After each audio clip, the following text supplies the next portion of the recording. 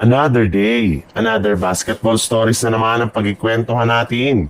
At ngayon nga ang game preview ng Los Angeles Lakers laban sa Utah Jazz. At ang balitang trade na nga daw ngayon ni Jonathan Kuminga. Bago pa man nga magsimula ang laro ng Lakers laban sa Utah Jazz, ay inanunsyo na nga na hindi dito maglalaro ang kanilang mga players na sina Ado Otero at Bronny James na kasalukuyang naglalaro ngayon sa kanilang G League team sa South Bay Lakers. Habang pagdating naman nga sa kupunan ng Utah Jazz, hindi nga dito maglalaro ang kanilang mga players na sina Walker Kessler at George Niang na parehong may tinatamong injury ngayon. And since nga nanalo pa lang ang Lakers sa kanilang unang paghaharap noong nakarang araw, ay hindi na nga nakakagulat bakit sila ang yamado sa kanilang rematch kung saan kapag naipanalo nga nila ito, ay sila na nga ang aangat sa ika-top 2 sa standing ng Western Conference. Pero kailangan pa rin naman nga ng Lakers na mag-ingat dahil posible nga na matalo pa sila dito.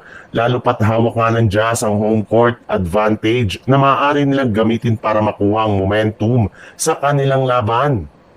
Sa ibang balita naman, napatunayan na nga na hirap na nga ang Golden State Warriors na manalo sa loob ng kanilang home court na Chase Center.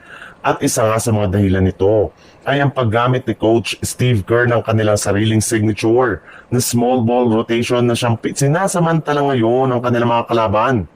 Sa dami nga ng ganitong klaseng lineup, ay hindi na nga nakakagulat na bakit natatalo sila sa kanilang mga nakalipas na laro.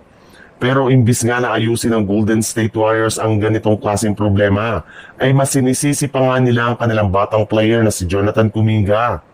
And speaking of Kuminga, nangyayari nga daw po ngayong season ang problema ni JK sa Golden State Warriors since inaasahan nga na tatanggalin na naman siya ni Coach Steve Kerr sa kanilang rotation kapag nakabalik na ito mula sa injury. Kung inyo ang matatandaan, ganito rin naman ang nangyari kay Kuminga last season dahil matapos nga na magtamo siya ng injury ay bumagsak nga ang kanyang playing time at hindi na naman siya makakasama sa kanilang rotation. Kaya hindi na nga nakakagulat bakit trending na naman ngayon sa social media ang trade rumors nito.